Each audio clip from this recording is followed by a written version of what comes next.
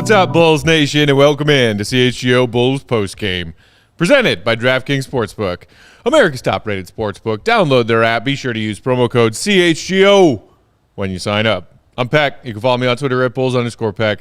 My guy, Will the Goat Gottlieb, with me in studio. Will_Gottlieb is his handle. Our pal producer, Joey Spath, is with us here at our downtown studios. He is at Joey Spathis on Twitter, a.k.a. Joey1K. Joining us from the sidebar, it's our man, Big Dave Watson. Bow!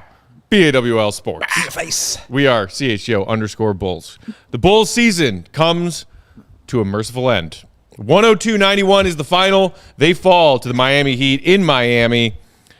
And I tell you what, gentlemen, after a few of those Kobe White threes in the fourth, I thought the Bulls were going to pull this out. I really did. But their offense just came to a screeching halt down the stretch. Missed shots, blocked shots, failure to execute. And the Heat finally were able to finish on some of their good looks inside. They got a big and one from Jimmy Buckets, critical point in the game. And I think I saw a stat from Casey Johnson that the Bulls scored a single free throw after Kobe White's three-pointer that put them at 90, up 90 to 87 with 3:47 left in the fourth. The Bulls scored a point in the final 3 minutes and 47 minutes of this game. Even if your opponents are struggling offensively themselves, and credit to the Bulls defense fought hard and gave the Heat nothing easy tonight, Will, but you can't win a game if you don't score in the final 3 minutes and 45 seconds. Yeah, I think it was kind of a microcosm of the season, right? Like the defense was great for the most part. You hold a team to 102 points, you have to feel pretty good about that. Obviously, in the fourth quarter, he got kind of loose. Jimmy went to the line a bunch.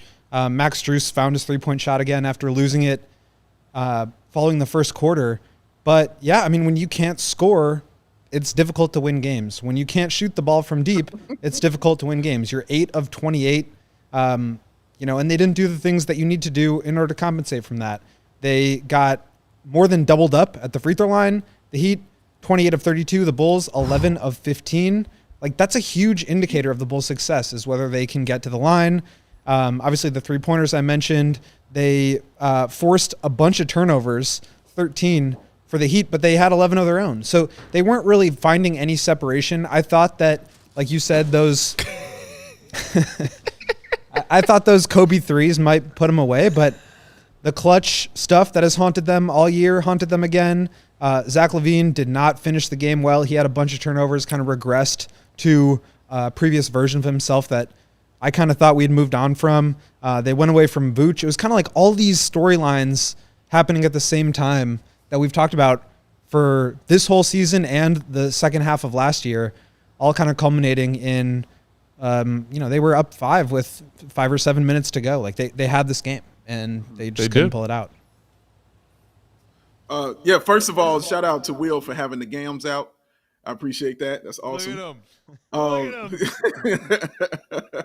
Yeah, man. Like I think you hit that on the head. Like they couldn't get that bucket that I was looking for, and what I mean was like that bucket to kind of not break their back, but just kind of hurt them. You know what I'm saying? Like, I guess sprain their ankle. Like, if I'm being more simplistic about it. But yeah, like there was one when after Kobe hit that three, they got the ball again, and Caruso, goes to the bucket and kicks it over to Vooch for a wide open baseline jumper that would have put him up 7, and that was the shot for me. When he missed that one, I was like, oh no. I kind of felt it coming right there. Like, now here it comes. You can't give Jimmy Butler this many options and this much time to be Jimmy Butler. You know what I'm saying? Like, you can't give him that many options like that, especially when, clearly the refs are Tony Brothers is doing what Tony Brothers do when the Bulls play a team that he's officiating. But Jimmy Butler gets to the line. That's who he is. He gets to the line, and he's excellent in the clutch, as Will pointed out in the pregame. So yeah, that bucket was big when they missed that.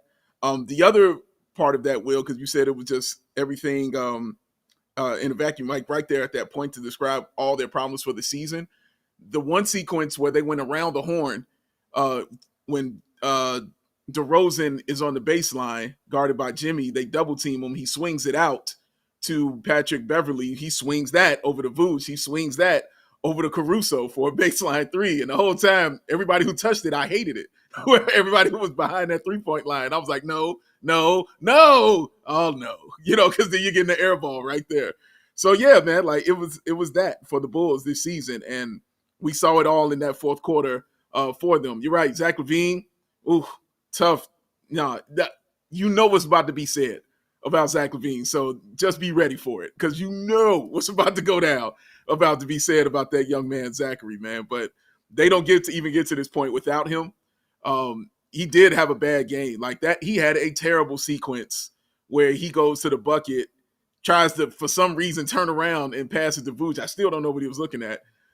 Turns it over, but then gets the ball back, comes back, and can't hit the layup on Bam Adebayo, and then fouls Jimmy Butler. Like, it was like a terrible sequence for him, man. So, yeah, like all those bad things hit them in the fourth quarter, and they weren't able to get this victory. I mean, yeah, we got people in the comments. James said, if Zach isn't scoring, he's useless. That's a problem. I saw somebody else talking about how they like Zach, but they don't see Zach as a max player. Like you said, Dave, we've heard all these things before from certain corners of Bulls Nation. Zach LaVine is the reason the Bulls were playing tonight instead of their season being dead 2 days ago, because he had a 30-point second half to lead a 19-point comeback. That's a real thing that happened. Zach LaVine did that. He also had his game that he had tonight. 6 of 21, 0 of 6 from downtown, and 5 turnovers. And a couple of those pretty bad ones. We've seen both sides of this Zach LaVine coin for a while now. We know what's coming. And I would have been okay, just like I was on Wednesday, if Zach LaVine was brilliant and led the Bulls to win tonight. I would have been gritting my teeth looking forward to that Bucks series that would have started Sunday, but that's a whole different thing. But we got good Zach Wednesday. We got bad Zach tonight. Like, it's more of the same story. I don't know if one game should change anyone's opinion on Zach LaVine and the kind of player he is, whether or not the Bulls should continue to build with and around him. But it's not a surprise to see this performance after the one we saw on Wednesday. I think that in this moment, coming off of, the end of the season, a rough fourth quarter where you just kind of lose your final game, I get the frustration, and I get that you have to direct it somewhere. A lot of fans are upset with Billy Donovan for pulling Kobe. We can talk about that. A lot of fans are upset with Zach for shooting 6 of 21 and having some bad turnovers. But I think that's missing the forest through the trees a little bit. There are a lot of problems with this team, and I think to pin it on any single person, coach, player, front office exec even, is just a little bit missing the point. And we'll spend all summer, we will spend, I'm sure, parts of this podcast later today talking about it, but Zach had a bad game. I'm not sure we can really take anything more from it than that. I mean, there's problems up and down. Zach was not good tonight, but let's keep it at that. Zach was not good tonight. Yeah, you sound logical, Will. You know it's not going to stay there. They're going to go at him. They're going to attack him, bro. Like, you better just get ready. Like, out, but I'm just saying. I hate to tell you. I get it, man. I feel you. I feel you, man. But I don't think he's above the criticism. I think he's okay with that. I think there's definitely what you're kind of talking about, like, is the level and where people are trying to take it to. That level of criticism. Like, if you're criticizing what's happening within the game, that's completely fine. Because I just sat here and talked about that sequence. Like, it was just a terrible sequence. And and another thing you saw was his ability to not get to the line again. Like, you saw how good he can be when he's getting those calls. And he was getting beat up. Anytime Stan Van Gundy is pointing it out to you at the same time, like, nope, that's a foul. He's getting fouled, and that needs to be called. Anytime he's pointing that out to you, that's letting you know, like, yeah, for some reason he can't get those calls consistently. So, yeah, that's going to mess with your mind and mess with certain things about you. But regardless of that, he just didn't have it going like you wanted him to. Even if it's a bad game, you don't want a terrible game. You know what I mean? Like, you don't want the terrible sequence that I talked about. You don't want the 0 of 6. That's crazy. I didn't even know he didn't hit anything from the three-point line. That's crazy. He can't go out like that. You know what I mean? Like, you have to hit some kind of three. You know what I'm saying, for this team. You have to get that some kind of bucket for them to keep them in. I just didn't want him to be this much part of it as far as the loss is concerned. But it is what it is. And I'm sure he'll work on some things and come back next year for it. But as of tonight, though, but yeah, man, he didn't have that game tonight that I'm sure a lot of Bulls fans wanted him to. Look, Zach had an off night. That's okay. DeMar was pretty good tonight. You got 4 threes from Alex Caruso. But outside of that random shit happening, on the whole, the Bulls shot, that's right, under 30% from 3. And the Heat defense completely organized themselves to, hey, Pat Bev, you want to shoot that? Go right ahead. Caruso, you want to shoot that? Go right ahead. We're not giving Zach or DeMar anything easy. And after Caruso inexplicably hit a few, then he stopped making them, kept shooting them, and the Bulls finished 8 of 28 from 3. It's the same shit. And that's why I was ready to be done on Wednesday. It doesn't matter if Zach and DeMar take turns being Herculean amazing offensive players if none of the people around them can knock down a damn shot. Max Strus was a goddamn superhero tonight. Max Strus. Because you know what he can do? He can knock down threes. Yeah, Strus, 7 threes. Bulls, 8 threes. Caruso, 4 threes. Kobe, 4 threes. Nobody else had 1 3. I mean, it's a great shooting night from Kobe. Great shooting night from Caruso.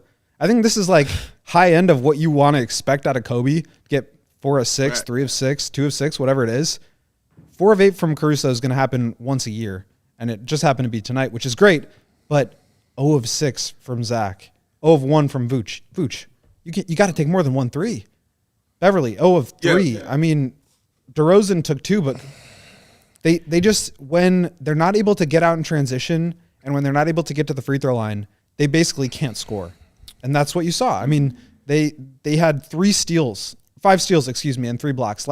The other night against the Raptors, they had 11 steals and 10 blocks. That was what was generating the second half run. When that's not there, this is what it looks like. And in high leverage games, yes, you have a guy in DeRozan who's going to get a good shot, and he was sensational in the second half, but oftentimes that's not enough.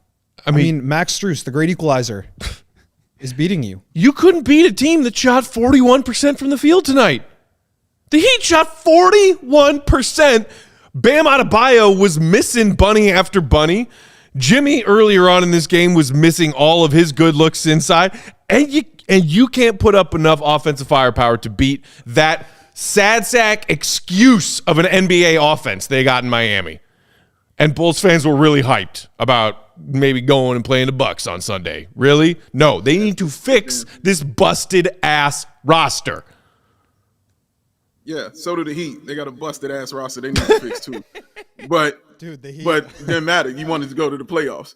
But yeah, man, it was a bad game. For 28% from 3 is terrible. But I think more so what you talked about, Will, is what shocked me the most was Vooch.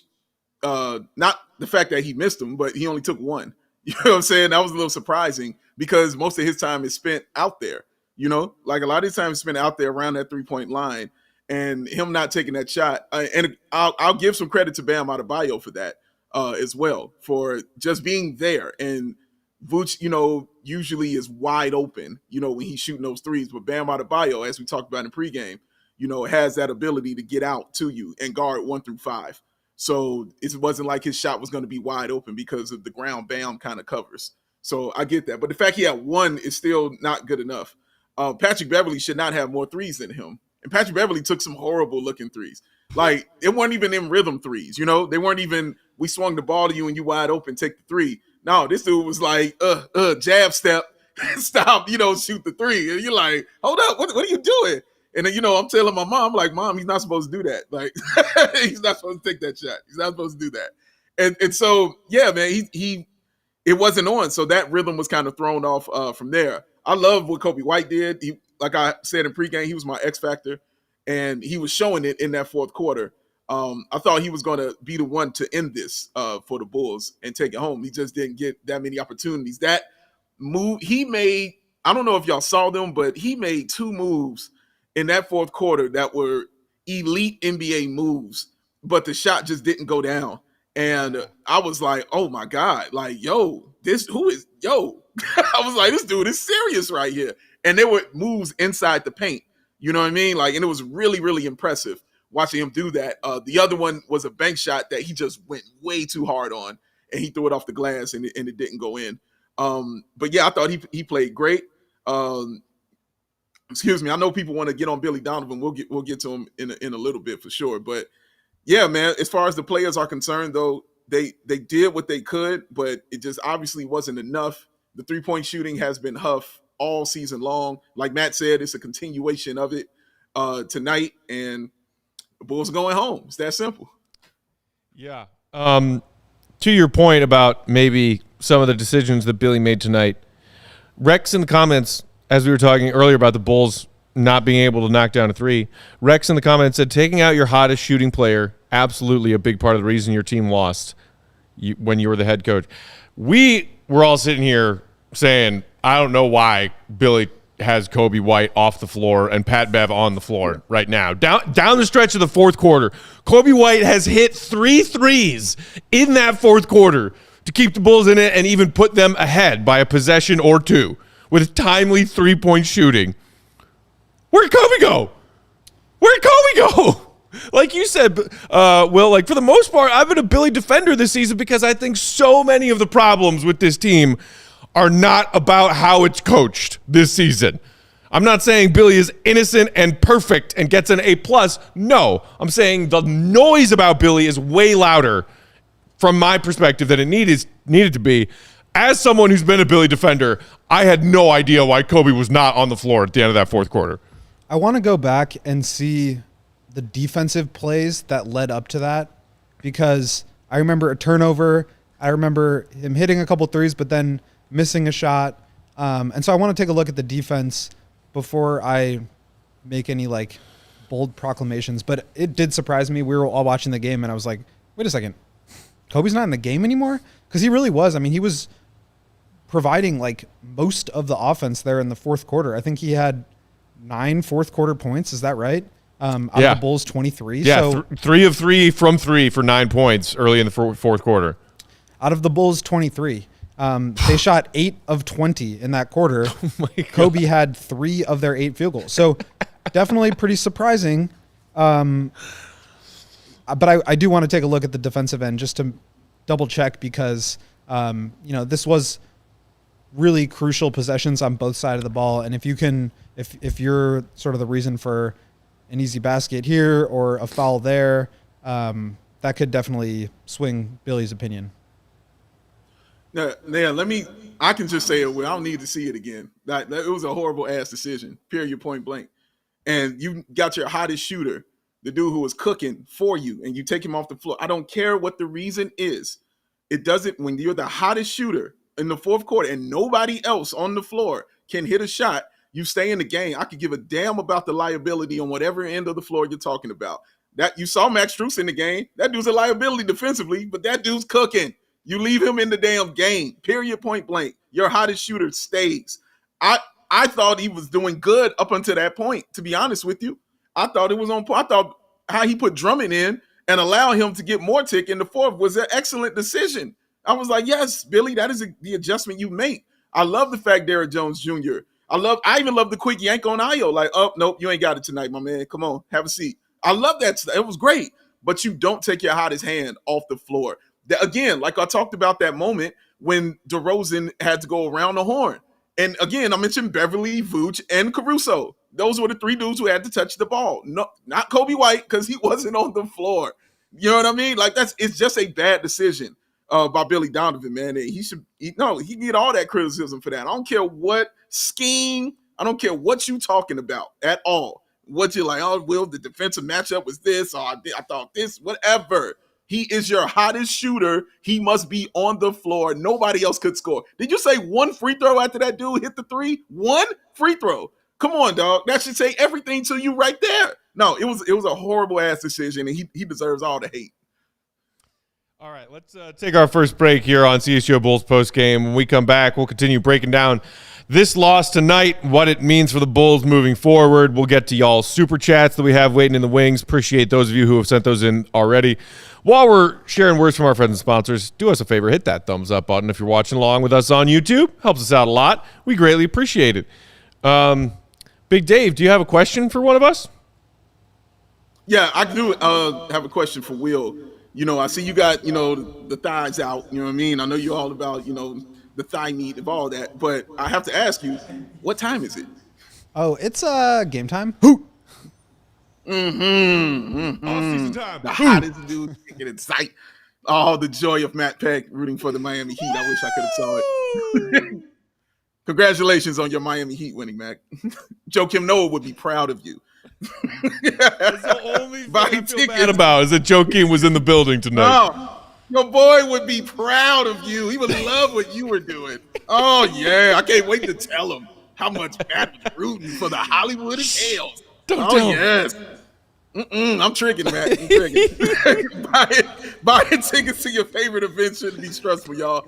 Game Time is the fast and easy way to buy tickets to all the sports, music, comedy, and theater that is near your wonderful self. With those awesome killer last-minute tickets to the best price guarantee, you can stop stressing and chill on out over the tickets and start getting hyped for the fun that you are about to have. They got those flash deals. They got those last minute tickets. It's easy to find and buy those tickets for every kind of event in your area. Let me say it again. Every kind of event in your area. Of course, they got the images of the seat views, which I absolutely love, and the lowest price guarantee, event cancellation protection, and even job loss protection. They are looking out for you, y'all. So why don't you snag some tickets without the stress on Game Time? Download that app, create that beautiful account, use this code CHGO, get yourself $20 off your first purchase, and you can come on and give me a ticket. Why don't you buy it? And I'll go with you to whatever event you want to go to. Give me a ticket. I'll roll with you. But download the Game Time app today.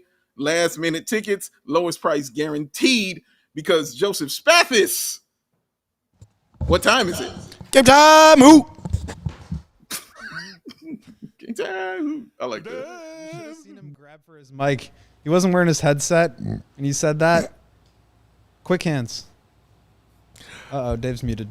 Today's episode of Post Dave, Game we can't also hear you. brought to you by our friends at No, I Pins. was saying that's why. I was just saying that's why I gave you a few seconds when I said it, because I figured you weren't completely ready for it. Guardsmanship. So that's why I paused and then got you. I got your back, Joe. I got your back. Appreciate you, Big Dave. Always got Joey's back.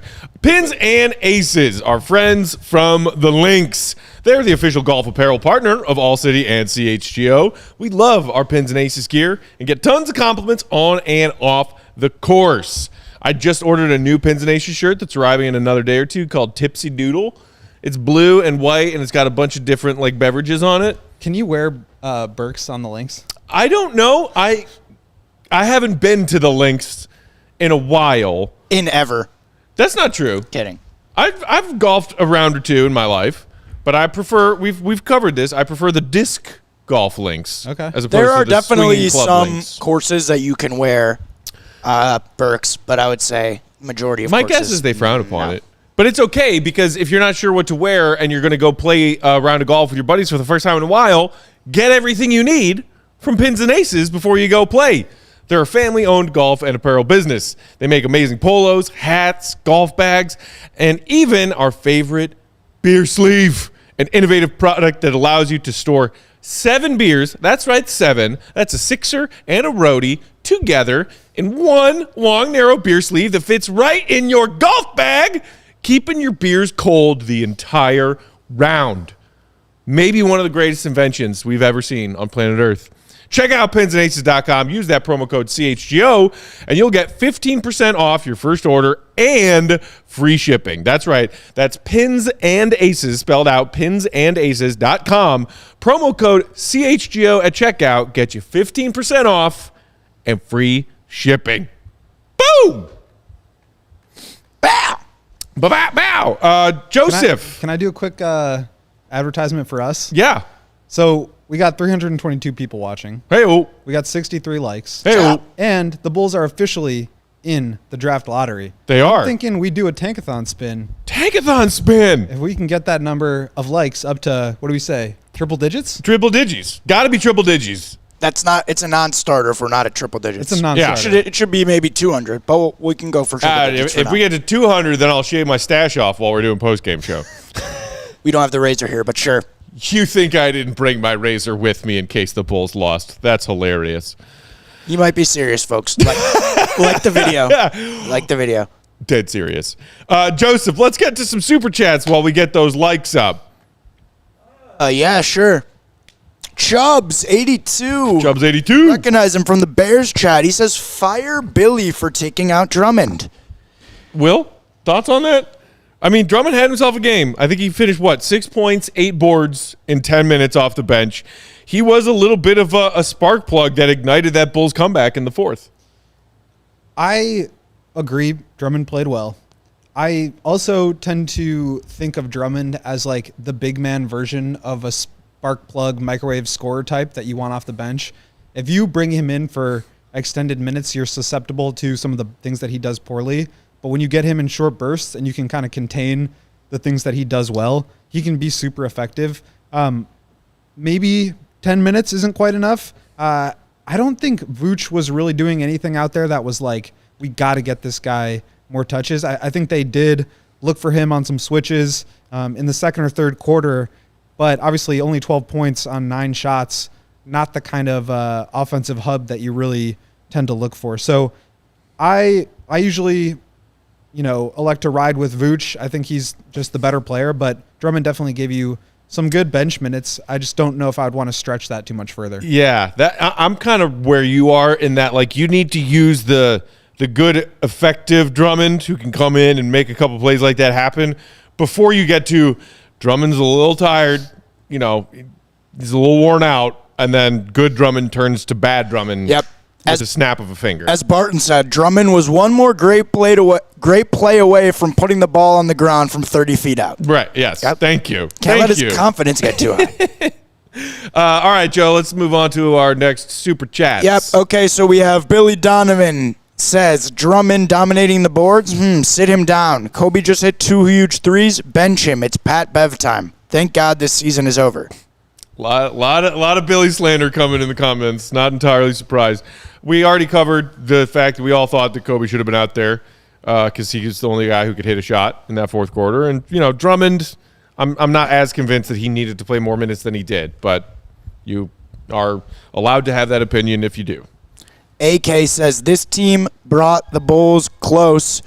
Zach turned into a role player when the team needed him. He had 15 points, 5 turnovers, 0 of 6 from 3.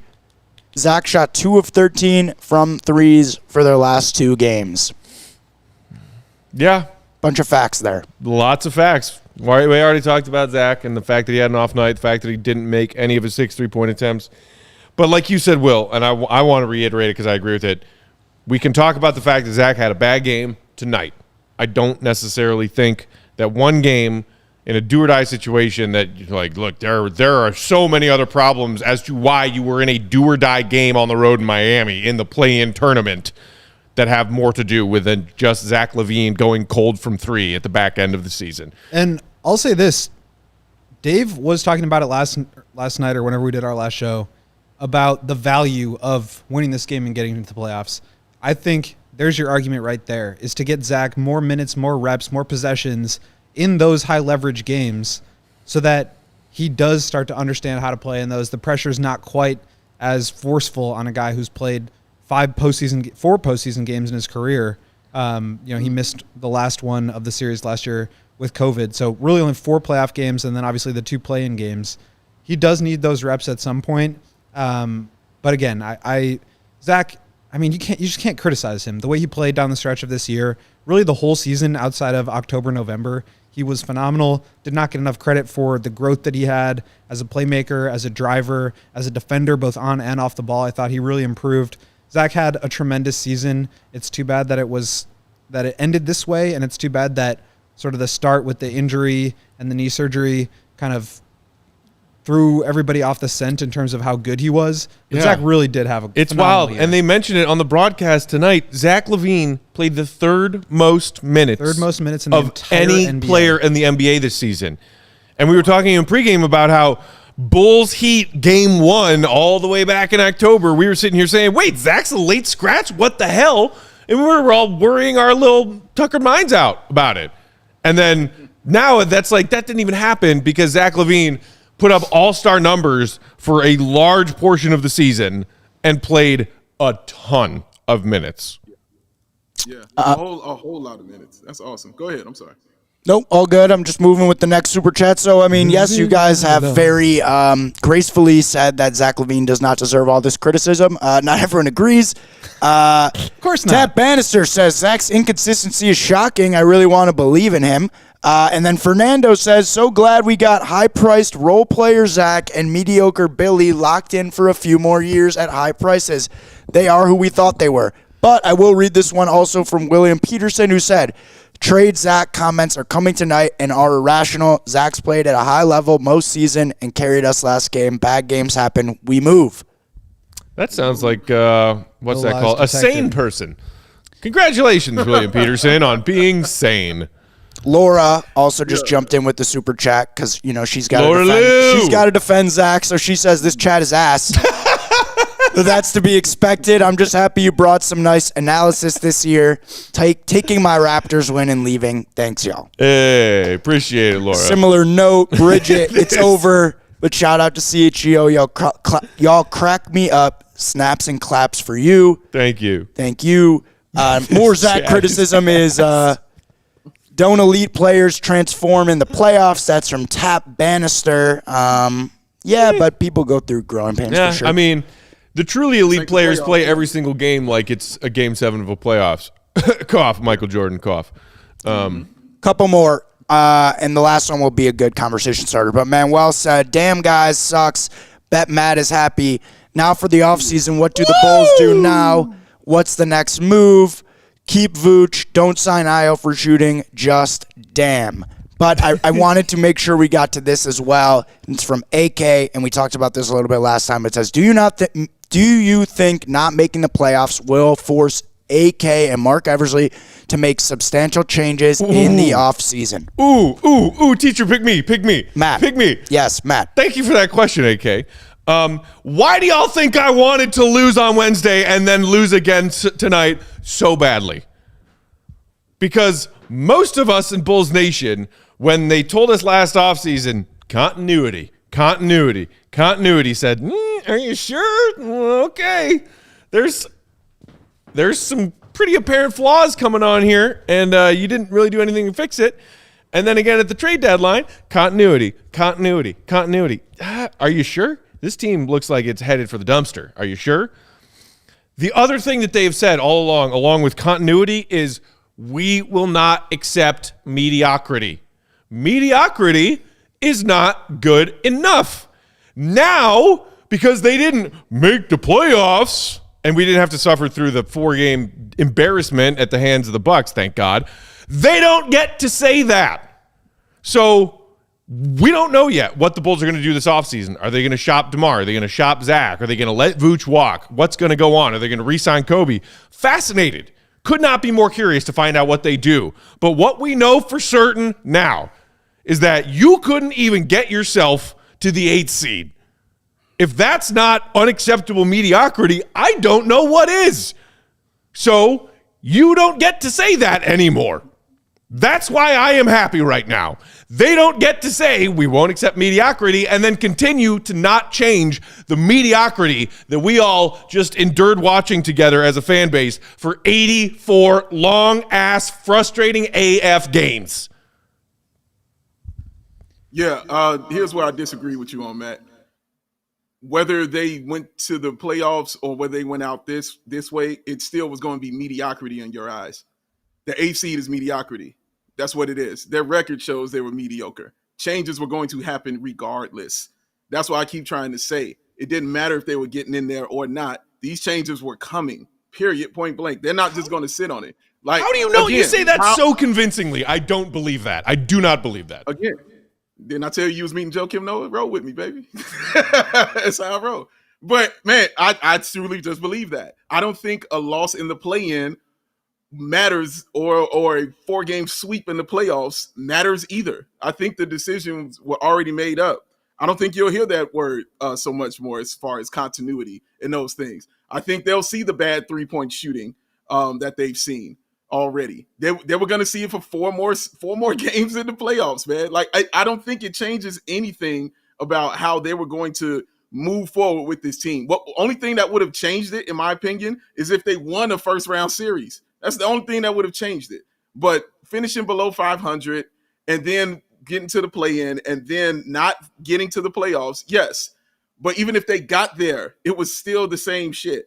I still believe that them changes were going to be made. This isn't going to force it either way. Like, you say, like, okay, you think them changes will be made because of the play-in. What makes you so sure they won't do continuity again? It goes both ways. You know what I mean? Like, they can simply say, oh, man, when we got a point guard, we move forward. Well, we believe in Kobe White and his development. We can move forward. They can still say the same things they would have said if they made the playoffs.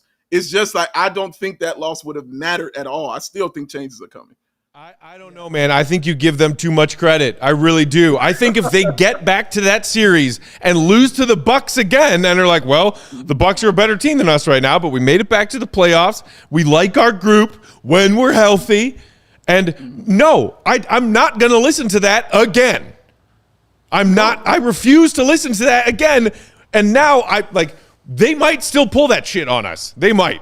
But I will be charging the United Center with torches and pitchforks if they do. Can they Whereas really? last offseason, I said, I'm not sure, but okay. Now, no more not sure, but okay. Honeymoon over. Fix this broken shit. Honeymoon over, that's the key point. Last season was a decently successful season, the first one in a long time. This has a wildly different feel to it.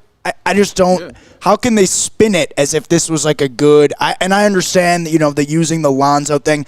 I just think the feeling now, as someone who's literally looking at the chat every single day, the feeling right now at the end of this season is just, I just think it's hard for anybody to find real silver linings. I don't think that it's as black as white as you guys are talking about it. I think there is a chance that they don't do anything, even though they haven't made the playoffs. I think there's a chance that they don't do anything had they made the playoffs.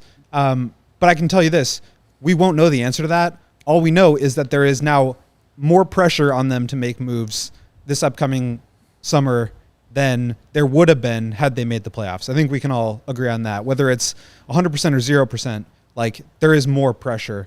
And I think they need to do that. It's too bad. Like, I was watching the end of this game feeling like, yeah, it's probably in their best interest to lose this game, have like a 2% chance of maybe keeping their pick and moving on. But then just like understanding that something's going to have to change here against, well, you finish out the season on a strong note. You win out in the play-in tournament. Obviously, you play much better after signing Patrick Beverley. And even if they don't win in this playoff series, you've got to feel better about the direction. I think now you can't even feel great about the direction.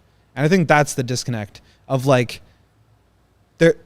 there may have to be some like more wholesale changes. And I think it's easier to do that. And I think they're going to have to do that given their cap situation. But I think it's easier to do that when you are out of the playoffs altogether. Now, what this does is changes the perception of the Vooch trade. I've been of the opinion that we assign value to Vooch as the player based on what AK gave up to get him. I don't think that's fair. I think who he is as a player does not equal what Arturas gave up to get him. I think Arturas overpaid, but Vooch is still good. But Vooch is an unrestricted free agent. He may not want to re-sign. If he does, you're going to get close to the tax, obviously, just to bring him back. And obviously, they're not going into the tax for a play-in level team, a lottery team. So giving up a lottery pick to the Magic, 2 lottery picks, looks a lot worse. And I think that puts even more pressure to see some changes this upcoming summer.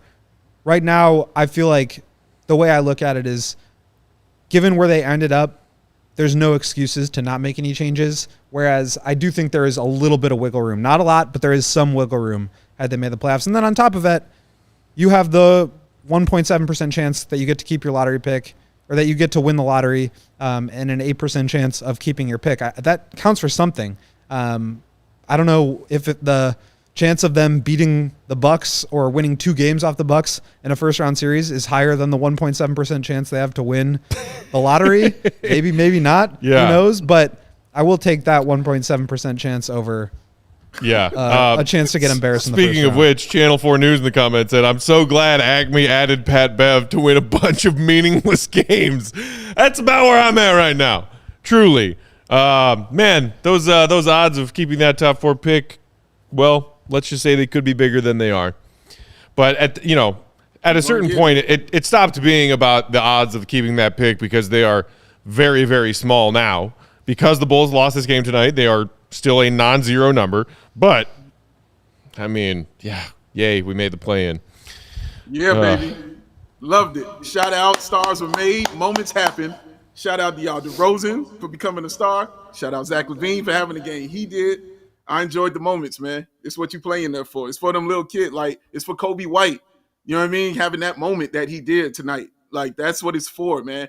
He can carry that in the next season, bro. Like, that's important. That shit is important, man. So, yeah, I'm cool with it. I'm all for it. Big Dave, I have a question. AK's wondering if we are planning off-season content.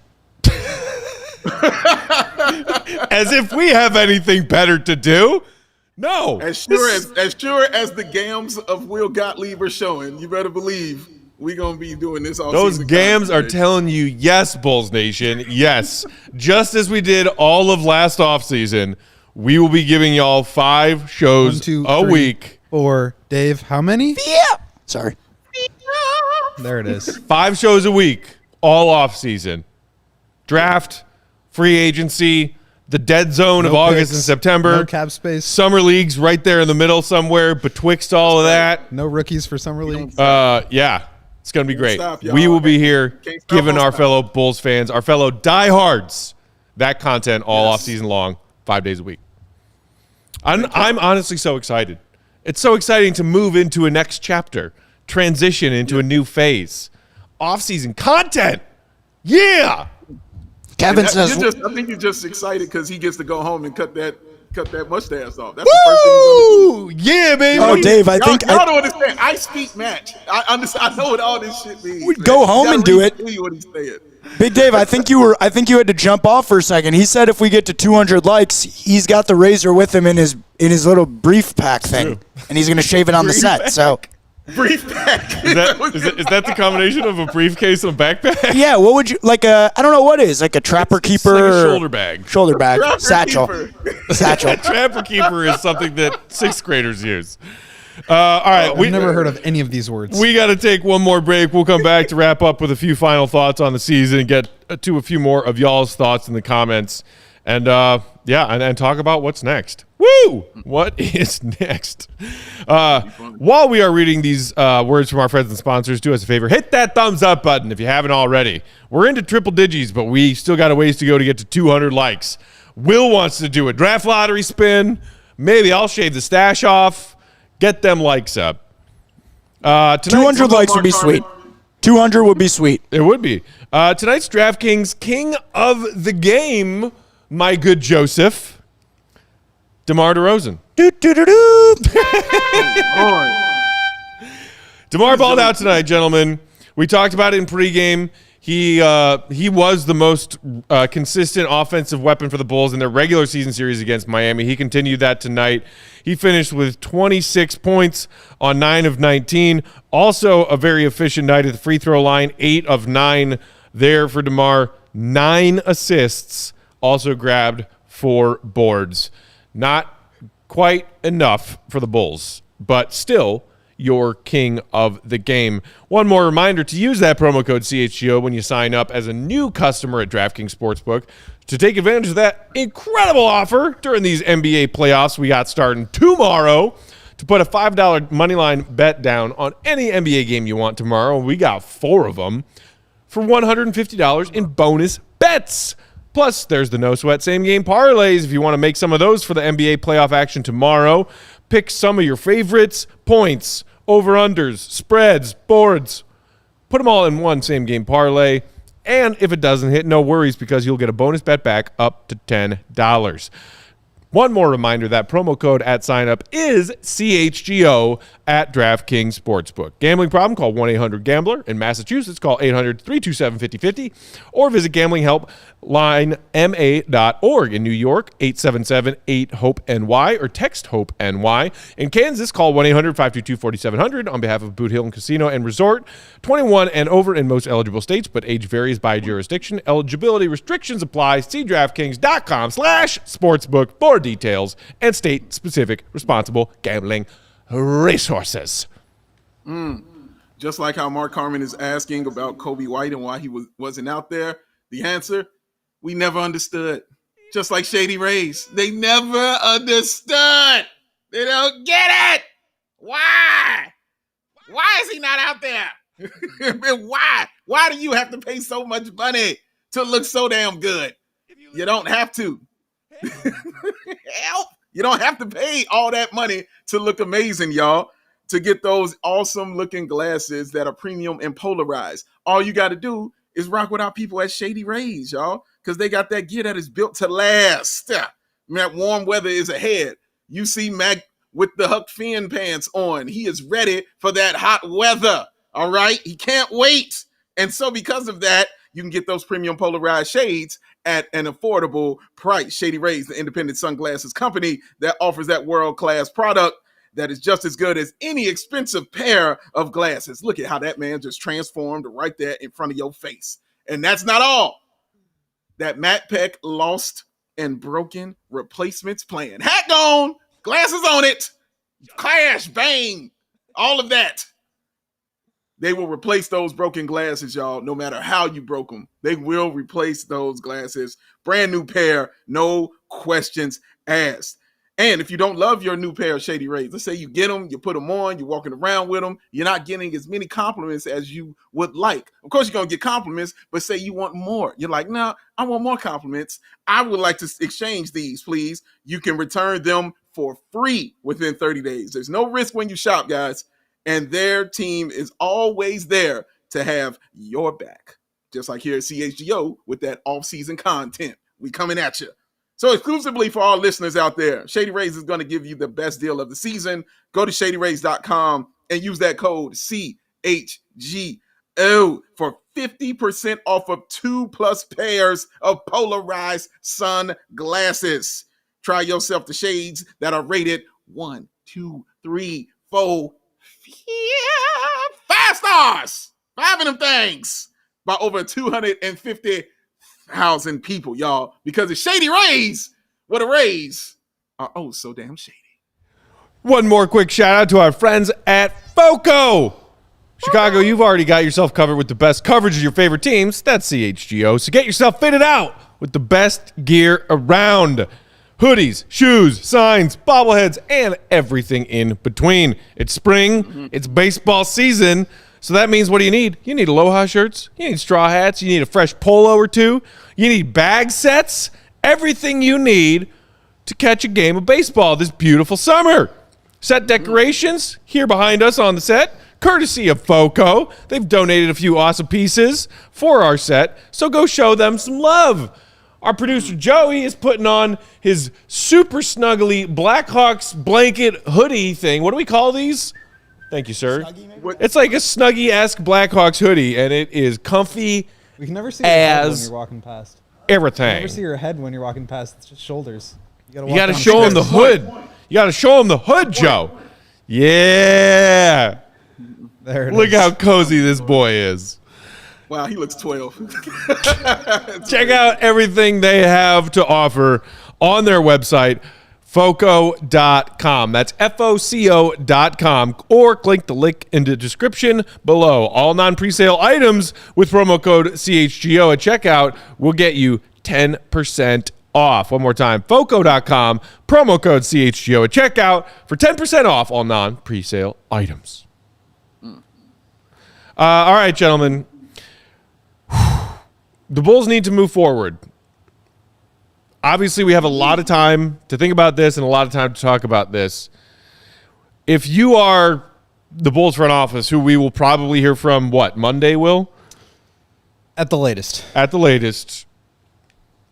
If you are in their shoes, that's the hard part. Criticizing is the easy part, but the hard part is to say, what would you do to fix this? What do you think is the Bulls' realistic realm, possibility, first thing you do to fix what's broken right now? Well, it's difficult because, as we talked about yesterday, and Mark pointed out a really interesting note, which is that, like, in a lot of ways, the Bulls aren't in control of what's going to happen right now because Vooch is unrestricted, and he's obviously a focal point of not only your offseason but of your entire team. So that's a big one. But my first call is, as soon as the draft lottery is over, I'm calling Portland, and I'm asking them what they can give me to get their pick back. What can I get? That. Whether it's that Knicks pick, whether it's a young player, whether it's just unprotecting it next year, to somehow extract value out of that.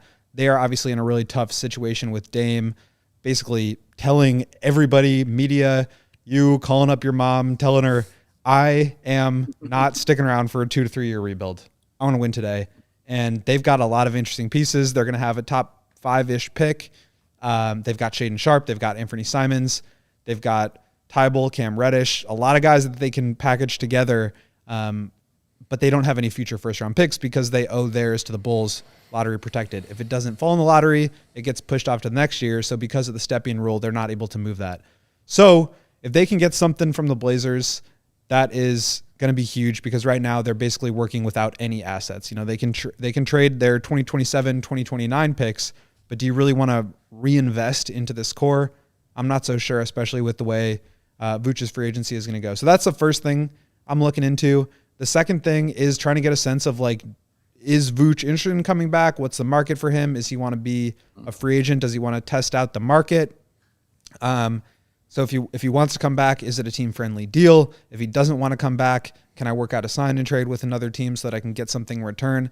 I think those are the first two sort of immediate things that you want to look at. And then you got to take calls on your main guys. That includes Zach, Vooch, DeMar, and Caruso I'll throw in there as well because the way that he defends, I mean, he's going to be first-team all-defense this year. A lot of teams would want him for $10 million a year for 2 more seasons. DeMar, obviously, 1 more year on his deal, but he is an all-star player. He's going to command a lot of respect. And then the way that Zach played down the end of this year and in that first playing game, like, his trade value is going to be through the roof. So if they want to move off of him and go that direction, just to get a sense of what the market is, I think you're not going to see obviously anything until, like, the draft or free agency, but I could see them waiting to see if other dominoes fall, to put pressure on other teams and sort of drive up the price on those guys.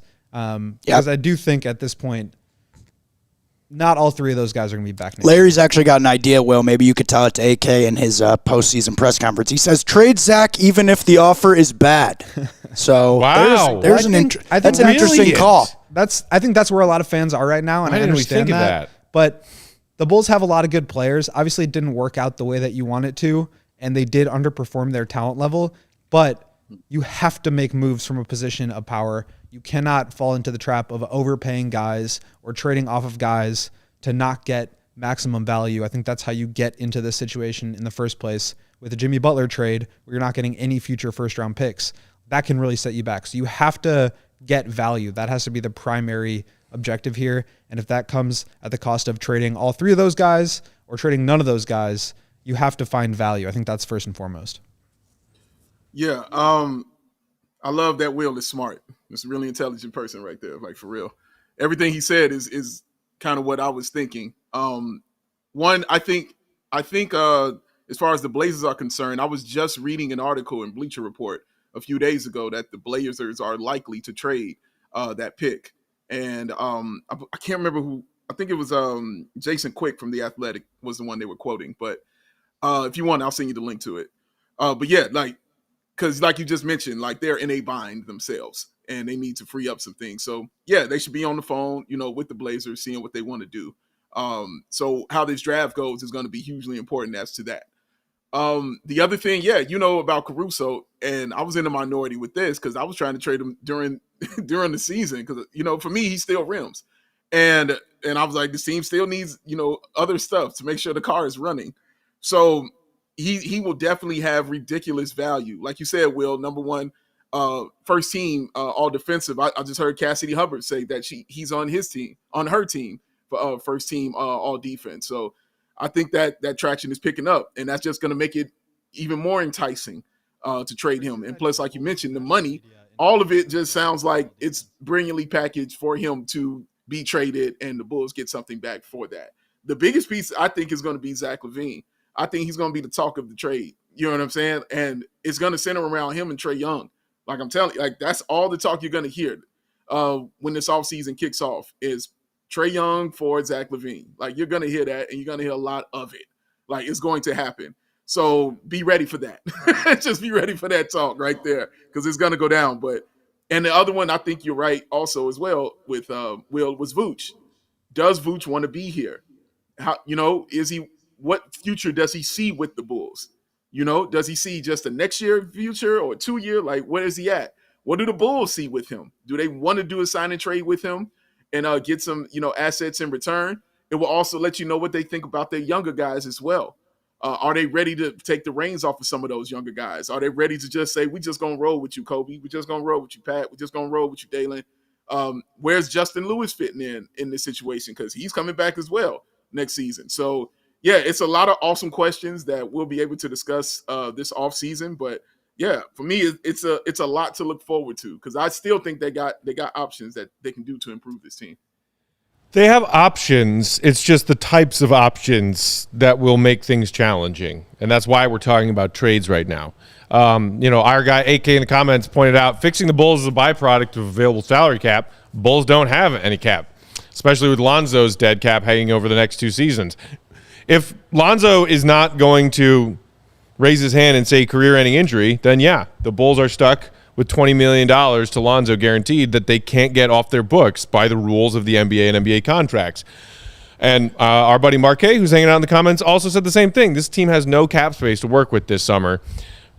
If they are going to make aggressive moves to try to improve, and by doing so needing to change the roster significantly, it's going to be listening to offers for Zach. It's going to be listening to offers for DeMar. I think right now, sign and trade for Vooch, it kind of sounds like a long shot. Well, the thing about sign and trade for Vooch is, like, he's unrestricted. So right. There aren't many teams that have a ton of cap space this year, but he could sign into someone's cap space, and the Bulls can do nothing about it. If he wants to go to a team that is capped out, then he would need to be signed and traded, and they would send something back to match salaries or whatever it is. But that's why it becomes difficult, because you don't have control over that situation. The other thing I think they need to really think about here is, okay, let's say you get like a Godfather offer for Zach, Quickly, Grimes, Mitchell Robinson, 4 first-round picks for Zach LaVine, and you're like, I probably can't turn this down. That was just like off the top of my head. I don't know. But like, then do you really want to build around like 33-year-old, 34-year-old DeMar and maybe bring Vooch back? Like, in a lot of ways, does it make more sense to trade DeMar and Vooch and retool around Zach? But then you've kind of played that game before. You know what the results are. I mean, obviously Zach's improved, but he obviously needs help. And does it make sense to have 2 or 1 of those 3 guys, or do you want to just unload the clip and do a full-on rebuild? Can you handle that? So, it's really, really interesting. I think the improvement and growth of Kobe and Patrick and Dalen and Io over the next several years is going to really determine the trajectory of this team. But they do need to make a decision, not just about each of those individual guys, but those 3 as a group, because obviously they've underperformed, but we have a large sample of them being slightly above average in terms of point differential over the course of 2 full seasons. It didn't get it done, which is fine, but now you have to make some decisions. You can't just continue to beat a dead horse with this. And I do wonder if you're just going with 2 of them, you pick the older 2, or you move off of 2 and just go with Zach. Like, what else? What kind of cascade effect does that have on the rest of your roster? We just got a couple minutes left here as we wrap up. Just wanted to thank y'all again at Bulls Nation for riding with us all season long. We all know it was a frustrating season. Maybe not the way that most of us wanted it to end. Not an improvement upon last season. You can take some, positives from it. The way that Zach bounced back from the scary way his season started, and coming off of that offseason surgery. But most importantly, we just enjoy being Bulls fans with all of y'all out there in Bulls Nation who tune into CHGO every night, every day, and enjoy what we do here and help us with what we do, subscribing to the YouTube channel, subscribing to become a diehard, hanging out with us in the comments for every show. We truly appreciate it, and it's honestly the part of this gig that we love the most is interacting with our fellow Bulls fans. And as we were saying earlier off of that question, just because the season's over does not mean we stop.